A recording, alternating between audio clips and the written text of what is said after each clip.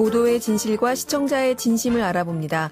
YTN 뉴스 FM 열린 라디오 YTN, 저는 프로듀서 김양원입니다. 총선이 끝나고도 여기저기서 정치권 뉴스들이 쏟아지고 있습니다.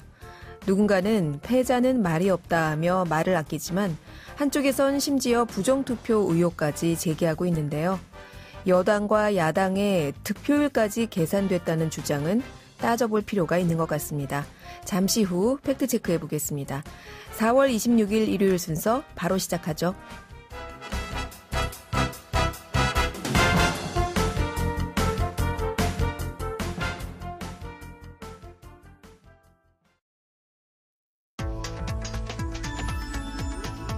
미디어가 전하는 이슈에 대한 다양한 분석과 팩트체크까지 바로 보고 뒤집어 보고 꼭꼭 씹어보기 위한 미디어 비평 프로그램 열린 라디오 YTN.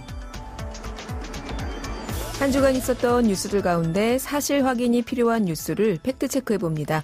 팩트체크 전문 미디어죠. 뉴스톱의 송영훈 팩트체커 나오셨습니다. 안녕하세요. 네, 안녕하세요. 네, 총선이 끝나자마자 이번 선거 부정선거다, 이런 주장이 나오고 있어요. 네. 이런 주장은 사실 선거가 끝나고 나면은 의례에 등장하긴 했던 것 같은데 이번에는 어떻습니까? 네, 이번에도 역시 특별히 이렇게 유의미한 내용은 없는 것 같은데요. 이게 계속 선거가 끝나면 있었던 일이고 또 제기하는 방식도 거의 비슷한 내용을 계속 그 의문을 제기하고 있거든요. 네. 그리고 좀 이번에 좀 달랐던 거는 이 사전 투표일 전부터 일부 단톡방을 중심으로 이번 선거 사전 투표에 조작이 계획돼 있다. 그렇게 보인다. 사전 투표하지 말고 총선 당일에 투표하라는 이런 게시물이 돌기도 했습니다. 사전 투표 전부터 네.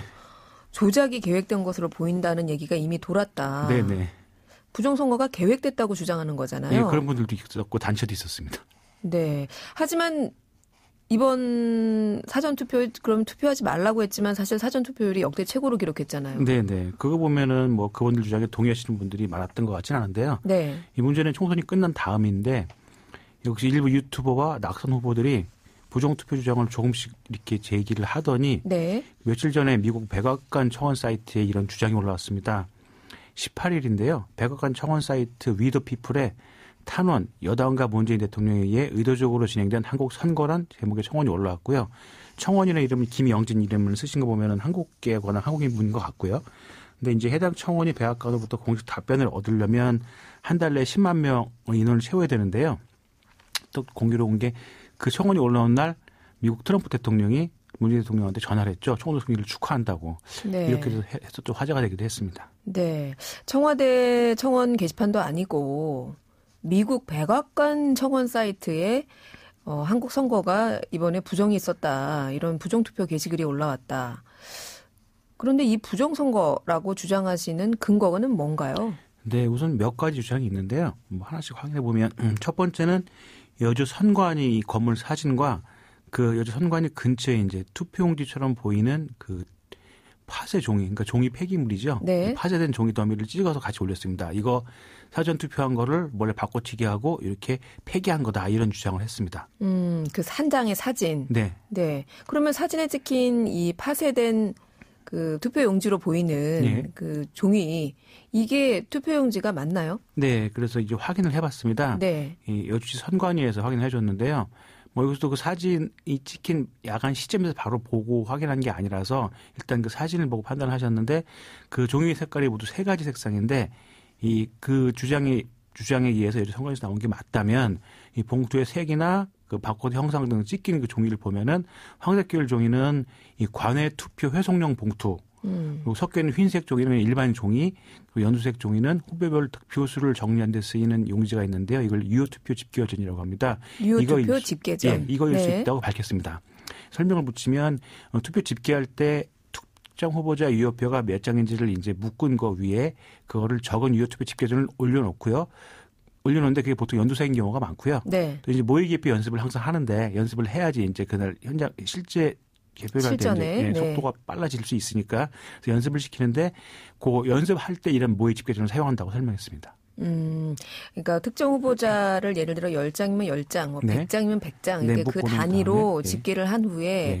그거를 여기까지 내가 세었다, 네, 집계했다라는 표시를 올려두는 네, 종이를 이게 몇 장 묶고 표시하는 거죠. 그 묶음을 표시하는 그 종이 용지 자체를 집계전이라고 부르는데 네.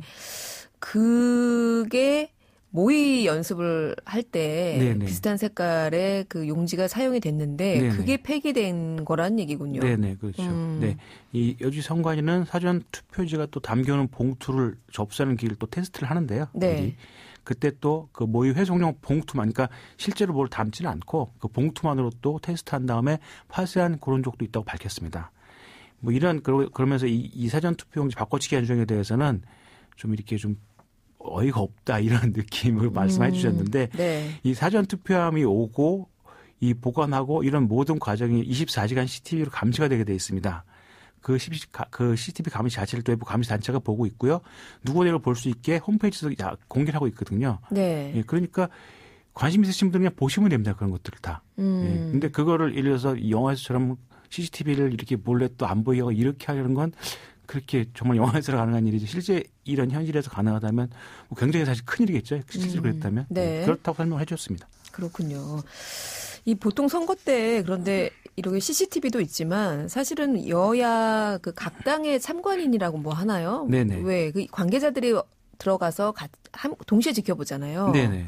각 선거에 참여하시는 그 당들이 각각 위촉한 그 선관위원들이 있습니다. 네. 예, 여기 여주시도 그런 분들이 있었고요. 민주당과 통합당 두 분의 선관위원들이 확인해 주셨는데 한 분은 6년간 선거 관리를 해왔지만 투표지 바꿔치기는 절대 있을 수 없는 일이다. 직접 요즘은 또 해오셨으니까 본인 경험을 얘기해 주셨고요. 또 다른 분은 매일 대조 확인 후에 투표함에 찍어놓고 서명을 봉인했다. 그 과정에서 다른 이상한 증거는 하나도 없다고 밝혔습니다. 네. 그러니까 어쨌든 사전투표 시에 혹시나 있을지 모르는 이런 부정행위는 네. 그 참관했던 여야 선관위원들 모두 네네. 있을 수 없는 일이다. 네네. 불가능하다, 이렇게 네, 말씀하셨습니다. 이렇게 해명을 하신 거네요. 네네. 네, 그럼 이것은 일단 가짜 뉴스인 것으로. 네네. 네. 자, 그러면 부정 투표 의혹과 관련해서 다음 주장은 또 무엇입니까? 예, 이번엔 그 투표함 봉인지가 있는데요. 네. 투표함을 이제 다 채운 다음에 봉인을 하는데 그 봉인지가 뜯겨진 부분이 길거리에서 발견됐다. 이렇게 막 돌아다니는 거 보면 뭔가 문제가 있는 거 아니냐. 사전투표에 손 뗐다 이런 주장을 하고 있고요. 이게 양천구 쪽인데요. 서울 양천구. 네. 이게 그 찢어진 투표함 봉인지를 찍은 사진이 함께 돌았고요. 네. 뭐 이 봉인지는 설명 한 번 더 드리면 그 투표함을 개표할 때까지 투표 후에 개표할 때까지 밀봉해서 보관하는 용도로 쓰이는 특수재질의 스티커입니다. 스티커예요. 예, 스티커 붙이는 거죠. 네. 그리고 이게 훼손이 되면 이렇게 좀 색깔이 변화, 그러니까 하얗게 뜨는 부분이 있거든요. 이거 좀 티가 나는 편이고요. 네. 이런 또 이걸 봉인하는 과정은 투표 관리단 그리고 정당 후보자별 그 참관인들이 지켜보는 가운데 이루어지고요. 거기에 이름과 도장이 찍힙니다. KBS에서 일단 그 선관위원과 투표 참관인 등을 통해 확인한 결과 봉인지가 맞았다고 했습니다. 그 훼손된 용지가. 길바닥에서 발견된 네. 그 봉인지가 네. 실제 봉인지가 맞았어요. 네네. 근데 이제 그렇게 된 과정에 사정이 있었는데요. 그 일단 이번에 사전 투표가 좀 많았죠. 그러다 보니까 네. 투표함에 투표용지를 넣을 때 이 투표함 입구에 이제 적체가 되는 거죠, 표가. 이렇게 쌓이게 되면. 네네. 네. 그러니까 입구면 쌓이니까 이걸 잘 넣기 위해서 이제 중간중간 이렇게 흔들어 주는데요, 통을. 표가 잘 골고루 섞이게. 이렇게 네. 밑으로 내려가도록. 네. 이게 그전부터 좀 많다 보니까 흔드는 과정에서 이제 봉인지 일부가 훼손이 됐습니다. 흔드는 과정에서. 네네. 여러 번 흔드니까 훼손이 됐고 이게 또 훼손된 거를 잘못 또 처리하다가 오해가 될 수 있으니까 거기 계신 선관위 관계자분, 참관인들이 다 합의하에 요거 바꾸자. 네. 교체해야 될 것 같다. 괜히 또 나중에 논란이 있을 것 같다. 그러면서 합의하에 교체를 했고 이런 과정도 다 찍혀 있습니다. CCTV에. 네. 예, 교체를 했고. 이게 뭐 서로 여야 간에 네. 참관인들 간에 합의하에 네네. 혹시 오해 소지가 있으니까 우리 봉인지 바꾸자. 네네, 바꾼 것까지는 교체하자. 이해가 가요. 네네. 근데 그게 왜 길바닥에 돌아다닙니까? 네, 요게 교체한 후에 그전 거를 그러니까 바닥에 떨어뜨리신 건지 그냥 관리를 안 하신 건지 이게 바닥에 떨어졌는데 네. 이 사무 관계자 한 분이 요거 옮기고 하는 와중에 그 떨어진 스티커가 그분 신 발바닥에 붙었습니다. 네. 예, 스티커니까 붙을 수 있죠. 예, 그리고 이분이 계속 일을 하면서 다니다 보니까 어느 순간 이제 그게 사라진 거죠. 네. 그러니까 붙었던 게 또 다니면서 떨어지면서 이제 길거리로 이게 스티커가 떨어진 스티커가 돌아다닌 거죠. 근데 요 과정도 다 찍혔습니다. CCTV에. CCTV를 통해 네. 확인이 됐어요. 네, 그래서 이렇게 왜 이게 스티커가 돌아다니는지 확인할 수 있었습니다. 네. 근데 사실 이러면 안 되잖아요. 네. 이게 왜냐면 진짜 별거 아니라고 생각할 수도 있지만 그렇죠. 특히 수도권의 경우에는 뭐 새벽까지도 이 당선자 윤곽이 엎치락 뒤치락 할 정도로 굉장히 치열했던 경합이 있었어요. 네. 그렇기 때문에 사실 요거 실수라고도 할 수 있지만 이러시면 안 될 것 같은데. 뭐 아마 CCTV에 다 기록이 되니까 뭐 네. 당연히 다들 아실 거라고 생각하신 것 같습니다. 네. 아무튼 이러면 안 되지만 네. 확인한 결과 네. 이것은 어떤 부정투표 이것은 아니었다. 네. 단순 실수로 교체한 봉인지가 어떻게 길바닥에 굴러다니는 그런 상황이 된 것이었다. 네. 자, 그렇습니다. 그럼 다음 주장은 또 어떤 건가요? 예, 이건 조금 다른데요. 그 서울 송파구 석촌동 투표소에서 오전에 투표함 봉인 서명을 했던 분이 이제 오전에만 근무하고 가셨는데 나중에 네. 보니까 그 투표함 서명에 따라서 바뀌었다. 이렇게 주장을 하신 게 있는데 이것도 좀 전 앞의 사례처럼 오후에 그 투표용지가 훼손되어서 봉인지가 훼손되어서 교체한 사례였습니다. 그러니까 네. 그분은 그 규정 상황을 몰라서 이렇게 주장하신 거고요. 이것도 물론 당연히 오후에 바꾸신 분들이 다 합의를 했고 그 합의하신 분에는 여야 참관인도 다 있었고요. 다 CCTV 영상 남아 있습니다. 또 하나는 그 같은 송파구 방해 일동의 투표 참관인이 하신 말씀인데 이분 유튜브에 나오셔서 봉인 서명 이거 내가 한 게 아니다라고 주장하셨습니다. 네. 근데 이걸 또 확인해 보니 보통 세 분이 같이 그 서명을 하시고 확인을 하시는데 나머지 두 분한테 이 말씀을 전했더니 황당하다고 하셨습니다. 아니 셋이 같이 한 서명이 맞고 그거 그대로인데 왜 저분은 아니라고 하는지 정말 당황스럽다고 하셨고요. 이 경우는 분명 세 분 중에 한 명 혹은 두 명이 거짓말을 하는 건데 이거를 가지고 이제 유튜브에서는 이거 밝혀야 된다고 하시는데 필적조회 같은 거 하려면 이 고소고발이 있어야 되거든요. 수사 네. 과정이기 때문에. 네. 근데 고소고발은 아직 없습니다. 그냥 유튜브에 주장만 있을 뿐이죠. 더 이상 진행은 안 되고 있는데 여전히 유튜브 조회수는 많이 나오고 있습니다. 유튜브 조회수 올리려고 계속. 네, 그런 생각도 듭니다. 그러네요. 좀 네. 그런 의심이 가는. 네. 네. 자, 그런데 사실 저희가 이제 지금 3가지 정도 팩트 체크를 해봤는데요. 이런 거는 사실은 어떻게 보면 좀 지엽적인 부분이고 네네. 가장 많이 언급되고 있는 것이 사전투표 득표율이 여야 비율이 너무 일정하다. 일정하다. 네. 그럼 이렇게 하기로 하고 한 거 아니냐 이런 주장이에요. 네, 지금 가장 많이 언급되고 있습니다. 그래서 저희 뉴스톱뿐 아니고 조선일보, JTBC, MBC까지도 확인을 했는데요. 팩트체크는 했는데 네. 일단 이런 걸 주장하신 분들은 일부 유튜브, 뭐 가로세로 연구소 같은 일부 유튜브, 그다음에 이번에 낙선하신 차명진, 민경욱 전 의원 등이 있고요. 네. 뭐 일단 주장을 정리하면 서울, 경기, 인천 수도권이죠. 이 지역의 사전투표 득표율이 민주당 63%, 통합당 36%로 일치한다. 이게 왜 이러냐. 결국 개표기에 특정 상수를 심어서 무조건 이렇게 나오게 한 게 아니냐. 이런 조작했던 의문을 제기하고 있습니다.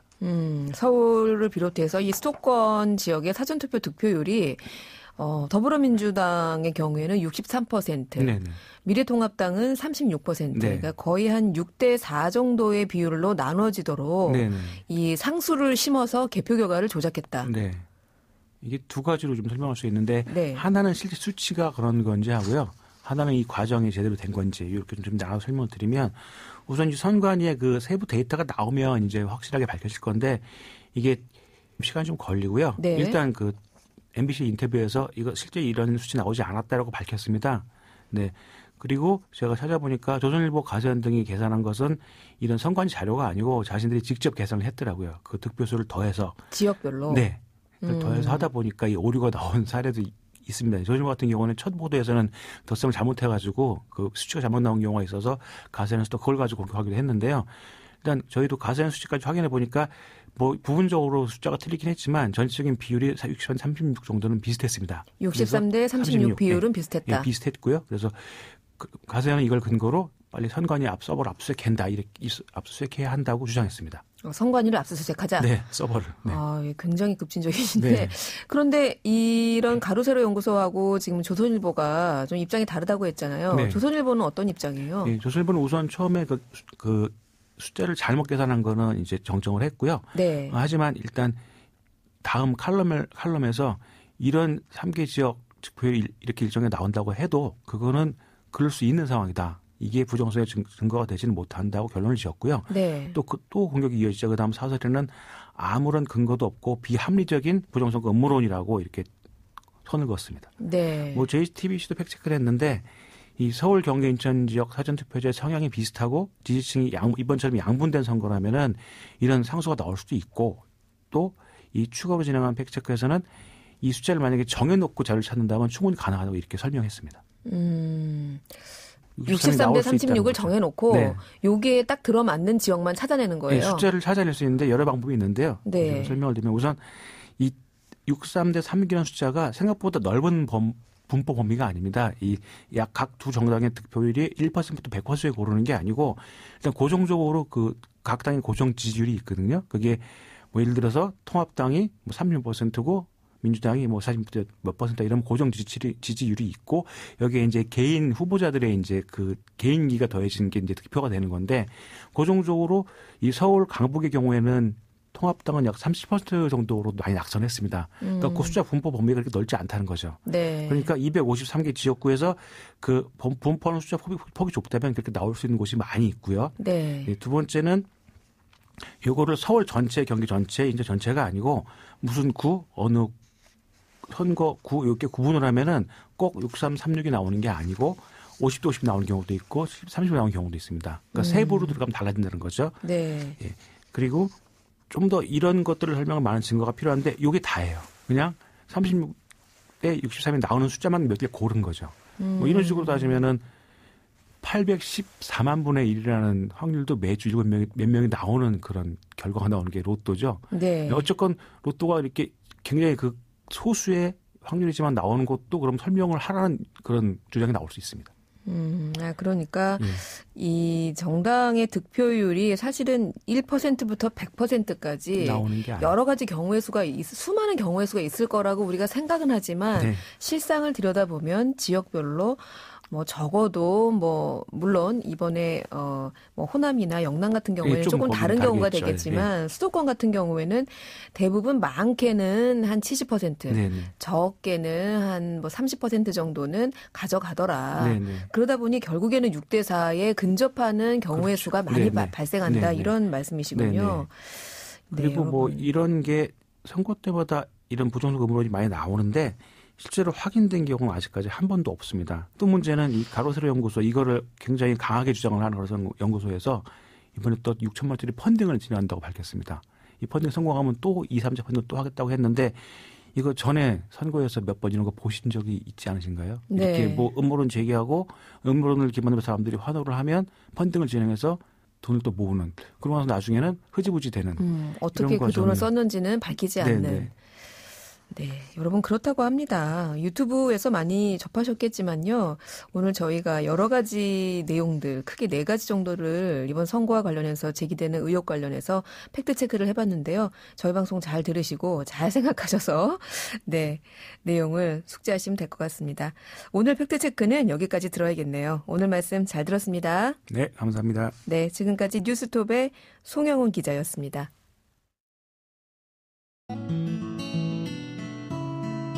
진실을 전합니다. 진심을 다합니다. 시청자 여러분의 목소리에 귀 기울이는 YTN 뉴스 FM, 열린 라디오 YTN. 토요일과 일요일 저녁 8시 20분에 방송됩니다.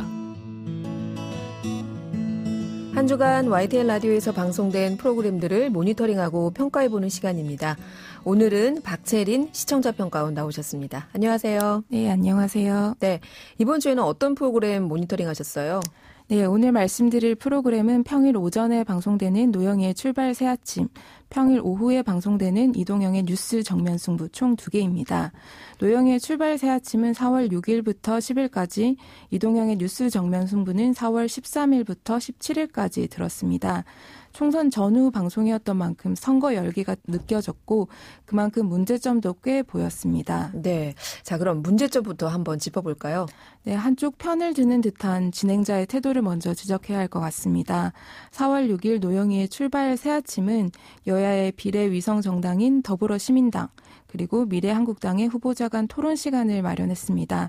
각 당의 정책을 두루 알 수 있어 유익했지만 꼼수, 묘수 논쟁에서 문제가 생겼습니다. 청취자분들도 아시다시피 비례위성 정당의 탄생을 비판하면서 꼼수, 이를 방어하기 위해 묘수라는 단어가 쓰이기 시작했는데요. 특히 묘수라는 단어는 특정 당의 일방적 주장에 가깝습니다. 객관적인 단어라고 할 수 없는 것이죠. 이날 출연한 미래한국당 비례 후보자가 더불어시민당, 열린민주당은 꼼수 둘, 자유한국당은 묘수 하나라고 발언을 하자 이를 두고 진행자는 꼼수와 묘수의 대결인데요 라는 말을 했습니다.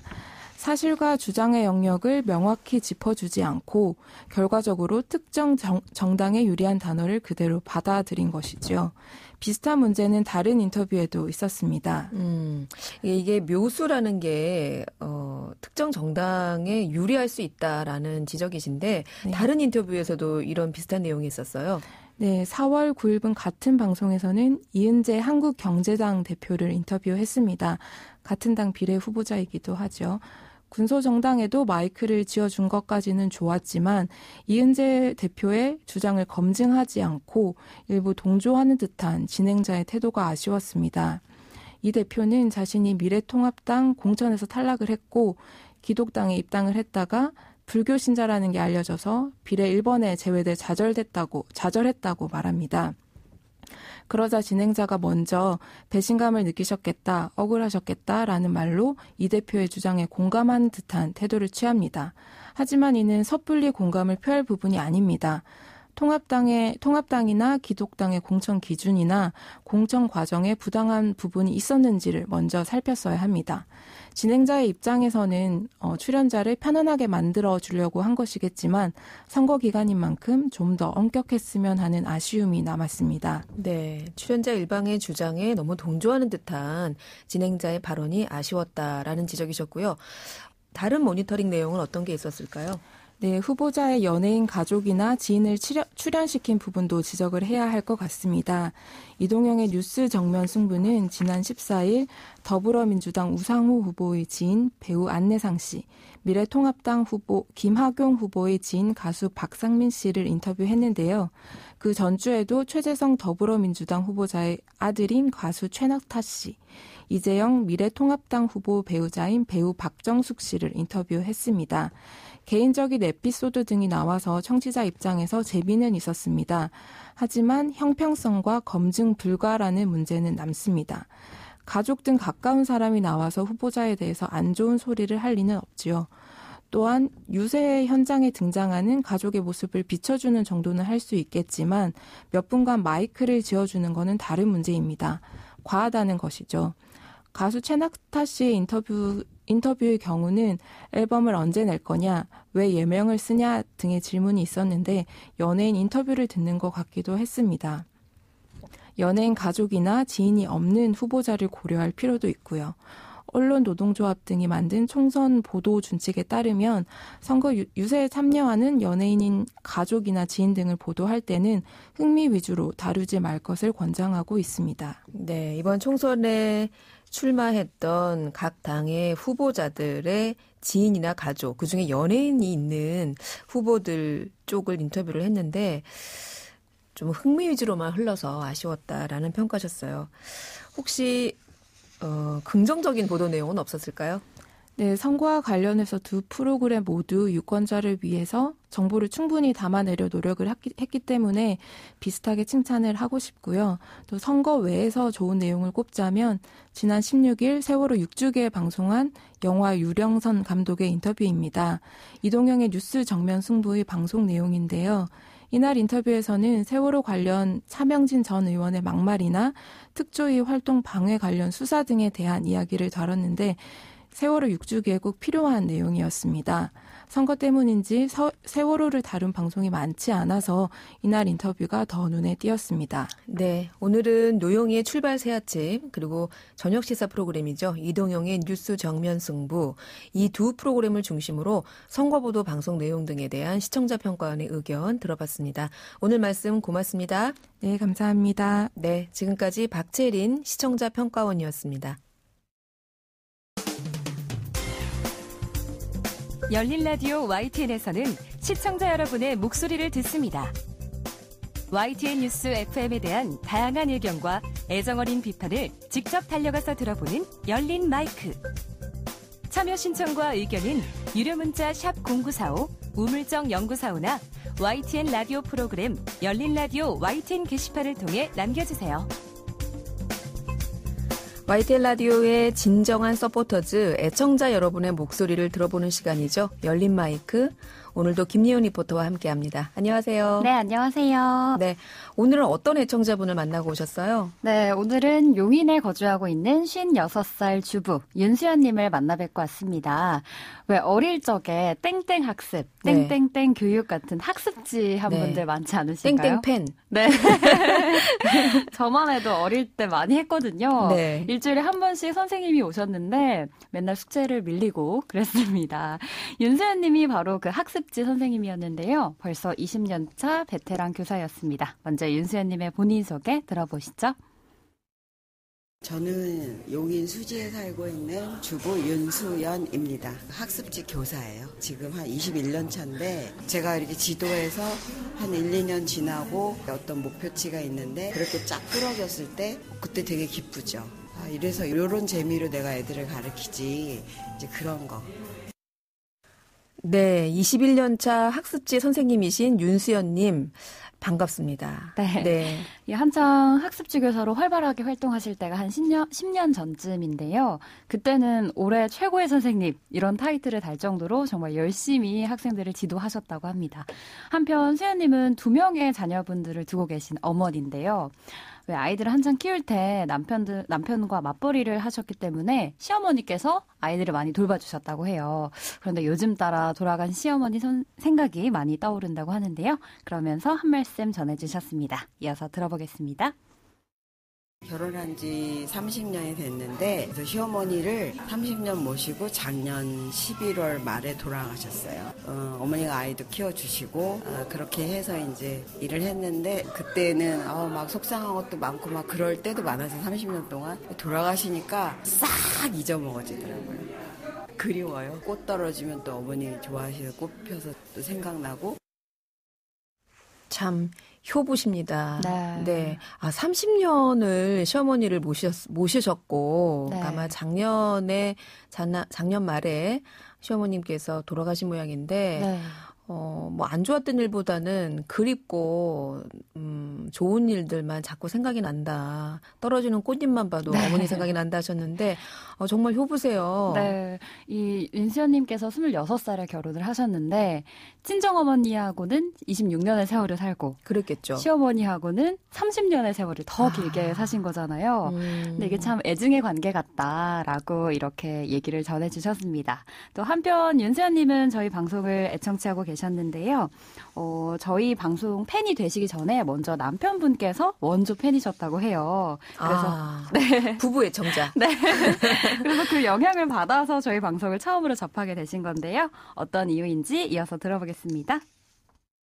TV에서 YTN 뉴스는 자주 보는데 라디오까지 나온다고 생각은 못했어요. 그런데 이제 어느 날 남편이 제 차를 썼는데 차에 주파수를 맞춰놨더라고요. 그래서 듣게 됐는데 YTN 뉴스가 좋은 점이 다른 데는 헤드라인만 나오잖아요. 그 설명이 짧아요. 그런데 YTN 뉴스는 설명이 좀 길어요. 어디 가서 무식하다 소리 들지 않은 만큼의 내용은 알게 되는 것 같아서 좋아요. 네. 부부의 정자. 네. 부부의 정자. 처음 만나 뵀는데요. 부부의 정자는 네. 남편분께서 차에 맞춰놓고 내리신 94.5. 네. 네. 내가 이어받아서 운전하려고 그 차를 탔는데 94.5. 네. 그래서 듣다 보니까 네. 뭐 이 정도 방송 들으면 내가 어디 가서 그래도 시사를 모른다. 그렇죠. 세상을 모른다는 얘기는 안 듣겠구나. 네. 이런 생각이 드셨대요. 맞습니다.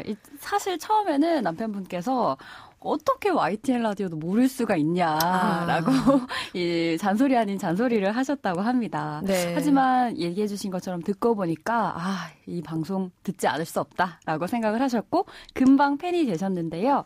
한편 매일 또 저희 방송을 들으시면서 아쉬운 점도 때로는 있었다고 합니다. 어떤 건지 첫 번째 아쉬운 점부터 들어보시죠. 뉴스하고 좀 재미하고 같이 섞어서 하는 게 어떨까 그런 생각을 했을 때 여기는 워낙 뉴스 채널이니까 그렇긴 한데 근데 그 중간에 있는 게 조현주 씨 프로 같아요. 너무 딱딱하지 않은 느낌? 이제 그런 생각을 해보긴 했는데 여기는 뭐 뉴스 전문 채널이니까 글로 가는 게 맞지라는 생각은 또 했죠. 네, 이제 YTN 라디오의 편성 방향을 이해까지 하시는 경지에 이르르셨어요. 사실 뉴스도 좋지만 좀 재미가 있으면 더 좋겠다. 이렇게 생각하셨는데 네. 아니 뭐 뉴스 채널인데 할 수 없지라고 얘기를 해주시네요. 네, 그래도 이렇게 중간에 조현지 아나운서가 방송하는 뉴스 FM 조현지입니다. 이런 좀 가볍고 웃으면서 들을 수 있는 유익한 프로그램이 더 많이 생겼으면 좋겠다라고 얘기를 전해주셨고요. 또 한 가지 더 전해주셨는데요. 무엇인지 들어보겠습니다. 참 그것도 불만이에요. 근데 YTN이 잘 안 잡혀요. 숲길이나 이런 데 들어가면 다 끊겨요. 주파가 안 잡혀요. 차에선 잘 잡히니까 차에서는 잘 듣지만 이렇게 운동하거나 이럴 때 안 잡혀요. 그거는 개선됐으면 좋겠어요. YTN 라디오에서 앞으로도 친절한 뉴스 부탁드리고요. YTN 라디오 화이팅! 네, 용인 수지에 사신다고 했는데 네. 잘 안 잡힌답니다. 네. 네, 저희가 주파수의 한계, 이게 사실은 YTN 라디오의 가장 큰 한계이기도 한데요. 네, 그럼에도 불구하고 이렇게 늘 애청해 주셔서 너무너무 감사드리고요. 짧은 시간에는 안 되겠지만 저희가 장기적으로 해결할 수 있는 방법을 꼭 찾아보도록 하겠습니다. 자, 이렇게 오늘은 윤수연님 만나 뵙고요. 저희 YTN 라디오의 봄철 프로그램 개편으로 저희 열린 라디오 YTN 이 프로그램이 일주일에 2번 방송되다가 이제 일주일에 1번으로 방송 시간이 줄게 됐어요. 그래서 열린 마이크 오늘이 마지막 시간으로. 안 돼요. 안 됩니다. 네, 그거는 애청자분들이 하셔야 되는 말씀인데. 네, 김예은 리포터 그동안 애쓰셨는데 네, 인사 한마디 하시죠. 네, 제가 그동안 이 청취자분들의 목소리를 대신 전해드려서 너무 감사했고요. 앞으로도 이 열린 마이크는 잠시 없어지지만 네. 앞으로도 많은 사랑 부탁드리겠습니다. 감사합니다. 네, 김예은 씨 그동안 고생하셨고요. 너무 즐거웠습니다. 고맙습니다. 네, 감사합니다. 열린 라디오 YTN 4월 26일 일요일 순서 이제 마칠 시간입니다. 내일부터 이루어지는 YTN 라디오 본 개편으로 인해서 열린 라디오 YTN 일요일 방송은 오늘이 마지막 순서고요.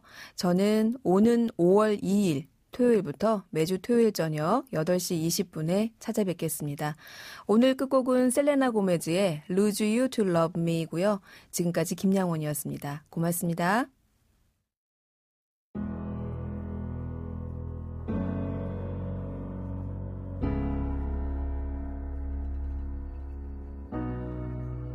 You promised the world and I fell for it.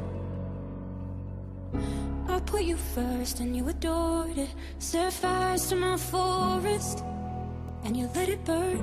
Sang off key in my chorus, 'cause it wasn't yours. I saw the signs and I ignored it. Rose-colored glasses are the story.